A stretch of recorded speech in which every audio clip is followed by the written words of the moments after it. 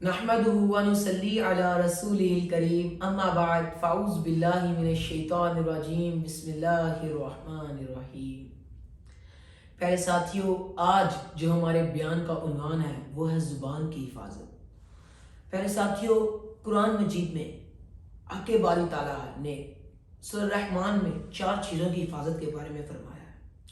الرحمن جو بلند ترین ذات ہے، قرآن مجید جو اعلیٰ کتاب ہے، انسان جو اشرف المخلوقات ہے، اور پھر فرمایا علمہ البیان یعنی زبان۔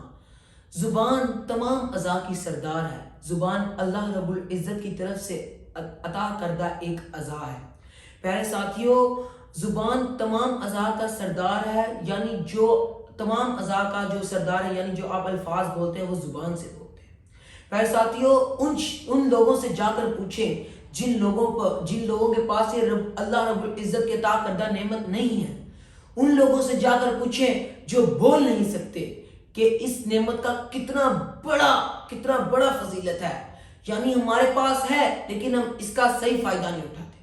پیارے ساتھیوں، نبی کریم صلی اللہ علیہ وآلہ وسلم نے فرمایا جو خاموش رہا وہ نجات پا گیا، اور ایک اور موقع پر فرمایا جو مجھے اپنی زبان اور اپنے نفس کی ضمانت دیتا میں اسے جنت کی ضمانت دیتا ہوں، اور ایک اور جگہ فرمایا جو آخرت کے دن پر کامل یقین رکھتا ہے اور وہ خاموش رہتا ہے۔ تو پیارے ساتھیوں، میں آپ کو ایک بات بتاتا ہوں۔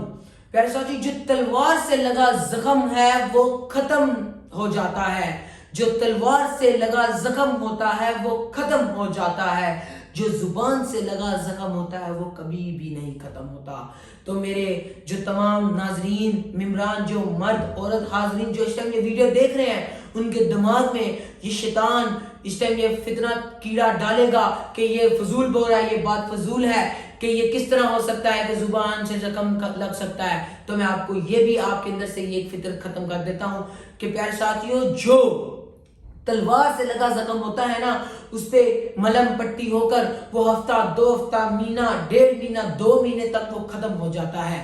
جو زبان سے لگا زخم ہوتا ہے وہ آپ کے سینے کے اندر جا کر لکھا جاتا ہے، یعنی جیسے پتھر پر لکھ دی ایک پکی لکیر ہوتی ہے، اس طرح وہ آپ کے سینے میں جا کر وہ لکھا جاتا ہے۔ اور وہ شخص جب اس شخص کو دیکھتا ہے جس نے اسے زخم پہنچایا ہوتا ہے، جس کی زبان سے اس کو زخم پہنچایا ہوتا ہے، وہ جب بھی اس شخص کو دیکھتا ہے تو سوچتا ہے کہ یار یہ وہ فلاں شخص ہے جس نے مجھے فلاں موقع پر ذلیل کیا تھا، جس نے مجھے فلاں موقع پر رسوا کیا تھا۔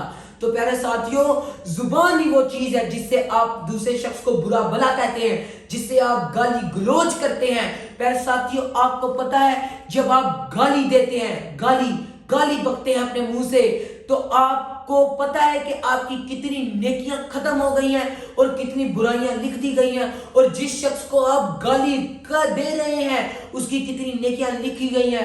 پیارے ساتھیوں، آپ کے کندھوں پر دو نگران بیٹھے ہیں جو آپ جو الفاظ بولتے ہیں وہ لکھتے ہیں۔ آپ سوچتے ہوں گے کہ کسی کو پتا میں نے کیا بولا ہے، یعنی قیامت کے دن سارا کھاتا مال کھلا جائے گا، آپ کو سارا منظر دکھایا جائے گا کہ تو نے فلاں موقع پر فلاں شخص کو رسوا کیا تھا، تو نے فلاں موقع پر فلاں شخص کی چغلی کی تھی، تو نے فلاں موقع پر فلاں شخص کو گالی دی تھی۔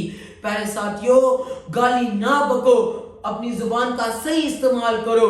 یہ زبان ہمیں اللہ رب العزت اپنے ذکر و قرآن یعنی نماز ادا کرنے، قرآن پاک پڑھنے، تلاوت قرآن کرنے کے لیے دی ہے، نہ کہ لوگوں کو گالی بکے، لوگوں کو رسوا کریں ہر جگہ پر۔